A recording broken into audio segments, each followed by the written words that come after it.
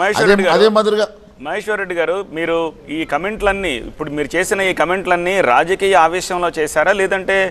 అది నిజమయ్యే అవకాశం ఉందా 48 గంటలు చాలు మాకు మేము గనుక గేట్లు తెరిస్తే తలుచుకుంటే మా దగ్గర కూడా ఛాన్సెస్ ఉన్నాయి షిండే పాత్ర పోషించడానికి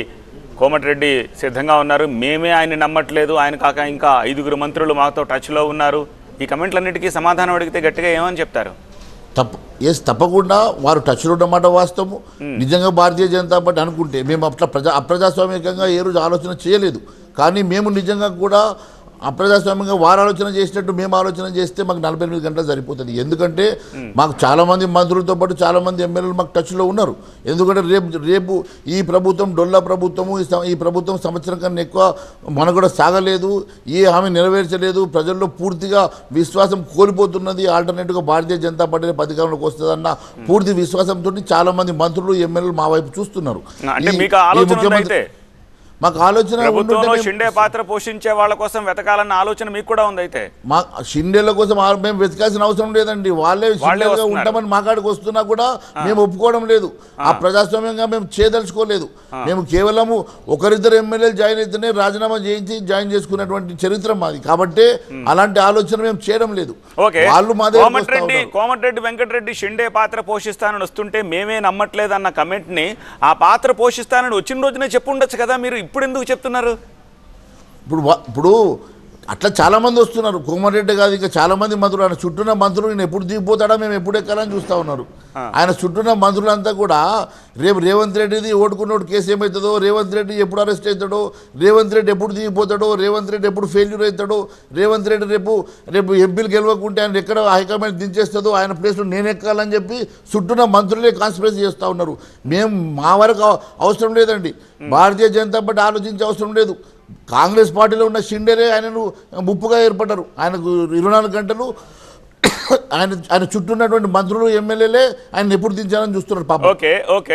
ఓకే మొత్తం ఉన్న 12 మంది మంత్రుల్లో 6 మీతో టచ్లో ఉన్నారంటున్నారు ఇంక్లూడింగ్ కోమటిరెడ్డి వెంకటరెడ్డి సరే కోమటిరెడ్డి వెంకటరెడ్డి మీరు నమ్మట్లేదు మిగిలిన 5 ఎవరు వాళ్ళ పేర్లు చెప్పడానికి ఏమిటి ఉన్న అభ్యంతరం నిజమైతే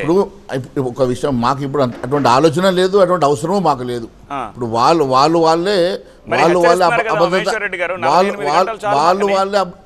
వాళ్ళే అభద్రతా భావంతో ఉన్నారు అభద్రతా భావంతో వాళ్ళే ఉన్నారు ఇప్పుడు మా జోలికి మేము అలాంటి ఆలోచన చెయ్యము మా జోలికి వస్తే ఊరుకునే సమస్య లేదు అని చెప్తా ఉన్నాను మేము అలాంటి ఆలోచన చేయాలనుకుంటే మీరు గేట్లు ఎత్తినా పాఠకులు ఎత్తినా మీ ఇక్కడికి ఒకరిద్దరు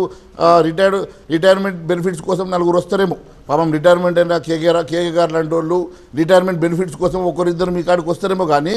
రేపు భవిష్యత్తు కోరుకునే వాళ్ళంతా భారతీయ జనతా పార్టీ వైపు వస్తారండి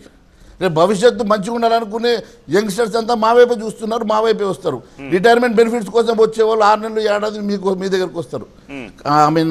కాంగ్రెస్ పార్టీ దగ్గరికి వెళ్తారు కాబట్టి ఇప్పుడు ఎవరైనా మీ మీద ఇలాంటి ఆరోపణలు కూడా చేయొచ్చు కదా బీజేపీలోకి ఎవరు ఎంట్రీలు తీసుకోవట్లేదు కాబట్టి అక్కసుతోటి ఇలా మాట్లాడుతున్నారనో లేకపోతే తీసుకొచ్చి మాట్లాడాలని చెప్పి భారతీయ జనతా పార్టీకి అలాంటి తప్పుడు మాటలు అబద్ధం మాటలు మాట్లాడిన చరిత్ర మాకు లేదు భారతీయ జనతా పార్టీ గతంలో కూడా ఎవరైనా జాయిన్ చేసుకుంటే నిక్కార్సుగా వాళ్ళని రాజీనామా చేయించి బై ఎలక్షన్ పంపించిన చరిత్ర మాకున్నది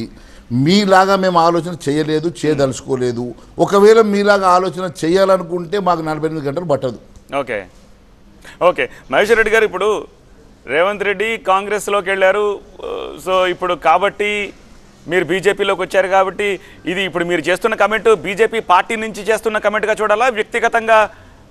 ఆయన మీద మీరు చేస్తున్న దాడిగా చూడాలా